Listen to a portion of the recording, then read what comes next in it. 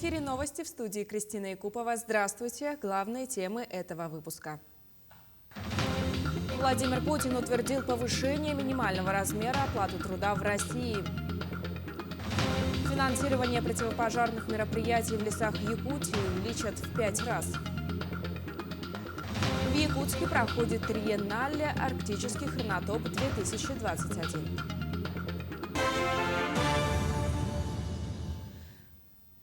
11 человек эвакуировали из-за пожара, который произошел в 9-этажном жилом доме на проспекте Ленина в Нерюнгре. Информация о возгорании поступила в пожарно-спасательную службу накануне в 16:31 по местному времени.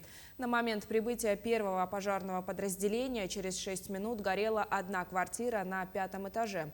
В результате огнем повреждена бытовая техника в квартире, погибших и пострадавших нет. Предположительно, пожар произошел из-за короткого замыкания электропроводки. На ликвидацию привлекались 11 человек личного состава и 3 единицы техники. Президент России Владимир Путин подписал закон об увеличении минимального размера оплаты труда с 1 января следующего года до 13 890 рублей. Законопроект в изначальной редакции предполагал, что размер МРОТ составит 13 617 рублей в месяц. Однако ко второму чтению Путин предложил поправку, предусматривающую повышение. В этом году минимальный размер оплаты труда составляет 12 792 рубля. В соответствии с принятой в 2020 году методикой минимальный размер оплаты труда определяется как 42% от медианной заработной платы за предыдущий год, рассчитанный Росстатом. Объем финансирования противопожарных мероприятий в лесах республики в следующем году составит 1 миллиард 600 миллионов рублей, что в 5 раз больше, чем в предыдущие годы. Первый заместитель председателя правительства республики Дмитрий Садовников принял участие в совместном совещании главы Минприроды Российской Федерации Александра Козлова и заместителя генерального прокурора страны Дмитрия Демшина с руководителями субъектов Дальнего Востока. Как сообщил первый вице-премьер Якутии, в прошлом сезоне затраты в 9 раз превысили плановый объем, который составлял 248 миллионов рублей. Он также подчеркнул, что перед республикой стоит глобальная задача не повторить ситуацию уходящего года. Министр Александр Козлов поручил подготовиться к сезону до 1 марта следующего года и уделить особое внимание обучению пожарных. Значимость русского языка для развития международного сотрудничества и отношения между иностранными государствами будут обсуждать в эти дни в стенах Головного вуза Якутии. СВФУ организовал первый азиатский международный форум с участием иностранных гостей из стран СНГ и АТР, рассказывает Дмитрий Тымыров. Участниками первого азиатского международного форума стали не только ректоры головных вузов страны, но и профессора, которые сегодня занимаются изучением и проблемой русского языка, а также ученое сообщество и представители министерств по внешним связям. Проводя этот форум, мы пригласили представителей почти всех среднеазиатских республик ближнего зарубежья.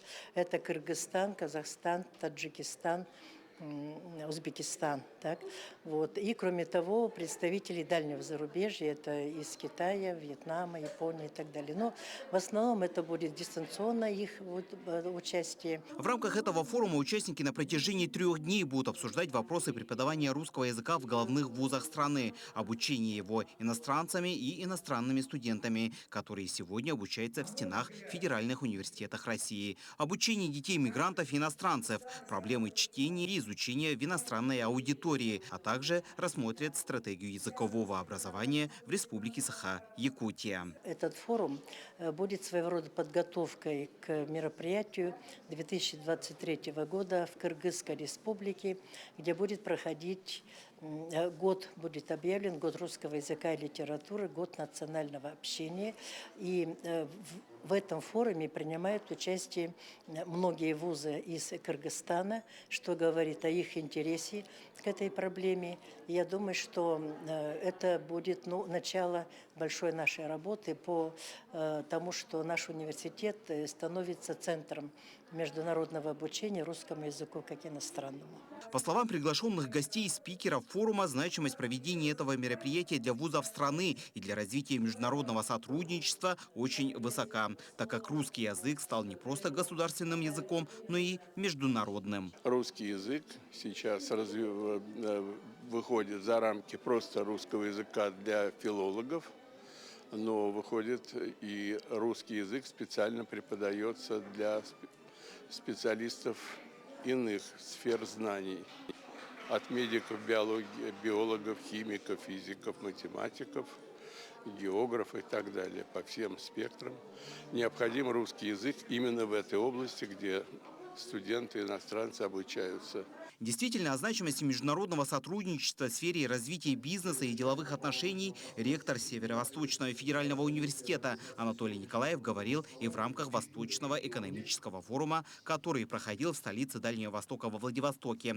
Тогда речь шла о сотрудничестве Северо-Восточного федерального университета со штатом Гуджарат, Индия. Тогда ректор СВФУ отметил, что иностранных студентов из Индии в последние годы стало больше, и это направление нужно развивать. В целом же сегодня Северо-Восточный федеральный университет обучает около 500 иностранных студентов. И это число с каждым годом будет только расти, так как желающих получить профессию в ведущих вузах страны со стороны иностранцев все больше и больше. Форум завершит свою работу 11 декабря, по итогам которого будут приняты ряд документов по расширению возможностей головных вузов России по обучению государственному языку мигрантов и иностранцев. Дмитрий Тымыров, Григорий Николаев, Якутск. Второй международный арктический триеннале «Арктический хронотоп» стартовал накануне в Якутске. В рамках мероприятия организованы выставки, конкурсы, научно-практические конференции, мастер-классы и семинары с участием профессиональных художников, преподавателей и студентов учебных заведений культуры и искусств России и зарубежья. Проект нацелен расширить участие креативной Арктики в мировом культурном процессе, создать позитивный культурный образ арктического региона России, а также повысить инвестиционную и туристическую привлекательность Якутии. Мероприятие проходит в очно-заочном формате. На участие в международном конкурсе подано более 150 заявок. Это 300 работ в таких направлениях, как декоративно-прикладное и театральное искусство, дизайн, арт-объекты, видео и медиа-арт, а также живопись и графика. Результаты и награждение победителей состоится в январе следующего года. Кроме того, что триеннале посвящено молодежи, прежде всего, оно еще и, конечно, занимается исследованием настоящего момента, который происходит в арктическом искусстве. Потому и получило название «Арктический хронотоп». Сегодня у нас приехали гости из Франции, из города Рен, из Высшей школы прикладных искусств. Это Склерижен Хавуи и Мак Домровик. А также на участие в триеннале поступило более 150 заявок из разных регионов России, особенно, конечно, арктической зоны. Это и Ханты-Мансийск, это и Салехард, это Ямало-Ненецкий округ, это Красноярский край, Таймырский округ и так далее. Завершился первый республиканский фестиваль короткометражных фильмов «Республика кино». Всего на участие в конкурсной программе фестиваля было направлено 110 заявок. Из них отобрали 16 фильмов. Какие кинокартины стали лучшими, расскажет Саргалана Неустроева. Именно с короткого метра и начинается история любого режиссера. Потому фестиваль «Республика кино» стал отправной точкой для каждого из участников конкурса. Никаких жанровых, бюджетных и технических ограничений. Самое главное – полет фантазии автора, его видение и реализация. Короткий метр, он всегда привлекает новые имена из разных сфер, и многие режиссеры по традиции сначала снимают короткий метр и затем уже переходят к большим формам. Да, это помогает им понять идею, понять свой стиль. Участие в конкурсе приняли самые разные режиссеры, от начинающих до уже опытных киноделов. Для многих из них фильмы стали возможностью выплеснуть эмоции и поведать зрителю историю из своей жизни. Звание лучшего фильма на этом кинофестивале заслужила анимационная работа Сарданы Барабановой. На сцену режиссер вышла вместе со своей командой. Над кинокартиной они работали более 3 лет.